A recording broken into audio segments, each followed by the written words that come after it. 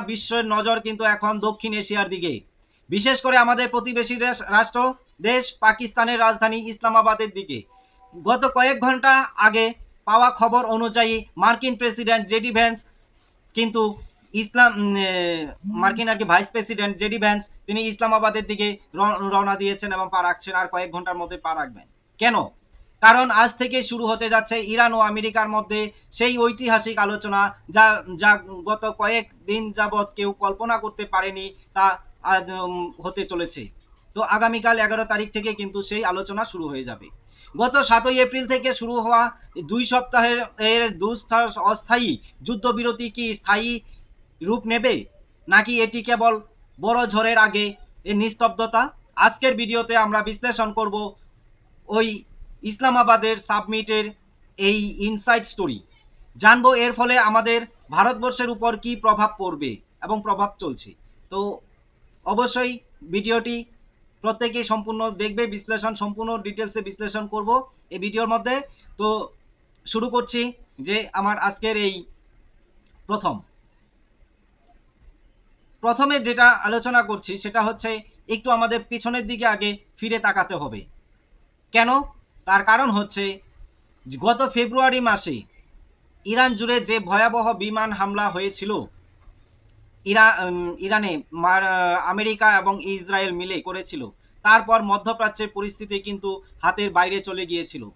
একদিকে ইসরায়েলের অনড় অবস্থান, অন্যদিকে ইরান জুড়ে নতুন নেতৃত্বের অধীনে পাল্টাপাল্টি হুমকি। কিন্তু হঠাৎ এমন হলো, দুই পক্ষকেই কেন টেবিলে আসতে হলো, রাজি করালো কে? এটা থেকে আমরা আগেও জেনেছি যে চীন রাজি করিয়েছে ইরানকে টেবিলে বসার জন্য এবং আমেরিকাও যুদ্ধবিরতি করতে চাচ্ছিল। তো তার কারণ হচ্ছে যে তেলের বাজার কিন্তু আকাশ ছোঁয়া হয়ে গিয়েছে, $100 উপরে $107 হয়েছে। তাতে কিন্তু অর্থনৈতিক দিক দিয়ে কিন্তু ট্রাম্প প্রশাসনের উপর কিন্তু একটা চাপ বাড়ছে। ইরানের অভ্যন্তরীণ পরিস্থিতি, ইরানের নেতৃত্বে বড় পরিবর্তনে নতুন কোন সুপ্রিম লিডার আর যে এসছে মোস্তাফা খামনি, তার সিগন্যাল দিয়েছেন যে তারা আলোচনার জন্য প্রস্তুত, তবে শর্ত একটাই, নিষেধাজ্ঞা তুলে নিতে হবে।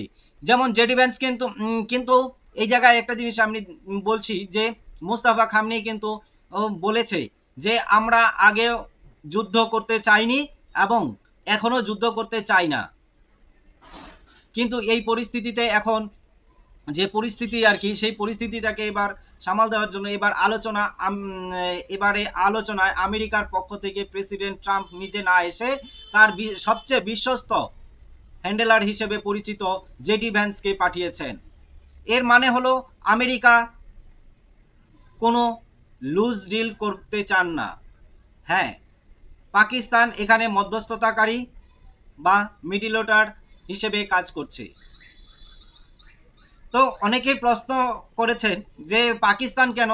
এটা তো ভারতও হতে পারতো বা অন্য কোনো দেশও হতে পারতো, কারণ গত কয়েক মাসে চীনের সহায়তায় পাকিস্তান ও ইরান আমেরিকার মধ্যে একটি ব্যাক চ্যানেল ডিপ্লোমেসি চালিয়েছে। আজকের এই আপডেট অনুযায়ী বৈঠক শুধুমাত্র পরমাণু চুক্তি নয়, বরঞ্চ লোহিত সাগর এবং হরমুজ প্রণালী দিয়ে অবরোধ জাহাজ চলাচলে নিশ্চিত করার বিষয়টি বিশেষ প্রাধান্য পাচ্ছে এই বৈঠকে। খুবই গুরুত্বপূর্ণ। ভারতের উপর প্রভাব যদি এই জায়গা থেকে আমরা দেখি যে কেন আমাদের চিন্তার কারণ আছে এই জায়গায়, তার কারণ হচ্ছে আপনারা হয়তো জানেন যে মধ্যপ্রাচ্যের সংঘাত কমলে ভারতের লাভ আছে। এখানে কি লাভ আছে দেখুন, ভারতের তেলের বড় অংশ কিন্তু এই অঞ্চল থেকে আমদানি করে। তেলের দাম যদি এভাবে বাড়তে থাকে তবে ভারতের বাজারে পেট্রোল ডিজেলের দাম আকাশ ছোঁয়া হয়ে যাবে, যা সরাসরি মুদ্রাস্ফীতি বাড়াবে।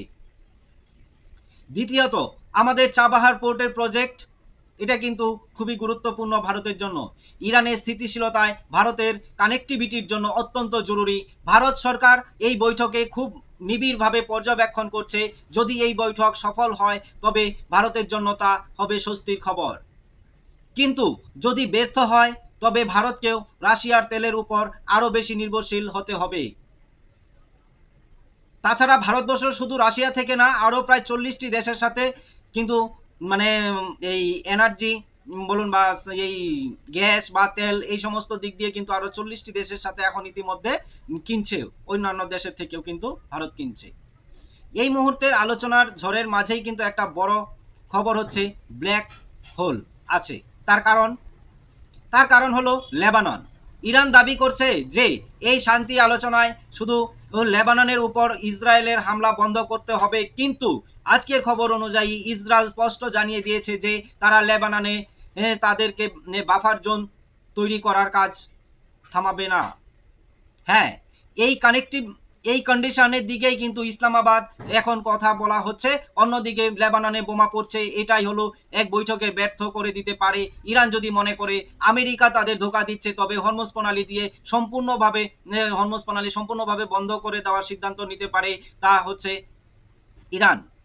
তবে ইতিমধ্যেই কিন্তু ডোনাল্ড ট্রাম্পও কিন্তু হুমকি দিয়ে দিয়েছে যে যদি হরমুজ প্রণালী বন্ধ করলে কিন্তু ইরানকেও কিন্তু ছেড়ে কথা বলবে না, আমরা কিন্তু দেখেছি। তো সব পরিশেষে বলা যায় যে আজকের আপডেট অনুযায়ী কিন্তু দাবার চাল এখন ইসলামাবাদে। জেডি ভ্যান্স কি পারবে ট্রাম্পের হয়ে এই মাস্টার ডিল করতে, নাকি ইরানের শর্ত থেকে অনড় হয়ে আলোচনা ভেস্তে যাবে? তো ইরানের যে 10টি শর্ত দিয়েছিল সেই শর্তগুলো নিয়ে আলোচনা হবে, প্লাস আমেরিকার যে 15টি শর্ত ছিল সেটি নিয়েও কিন্তু আলোচনা হবে। তো আপনার কি মনে হয় যে এই শান্তি আলোচনায় কি সফল হবে, নাকি 2026 সালে আরো বড় কোনো ঝড় বা যুদ্ধের দিকে নিয়ে যাচ্ছে? কমেন্টে অবশ্যই জানাবেন। ভিডিওটি যদি ভালো লাগে অবশ্যই লাইক এবং ভূ রাজনীতির এই চ্যানেলে আমার এই চ্যানেলটি অবশ্যই সাবস্ক্রাইব করে পাশে থাকবেন।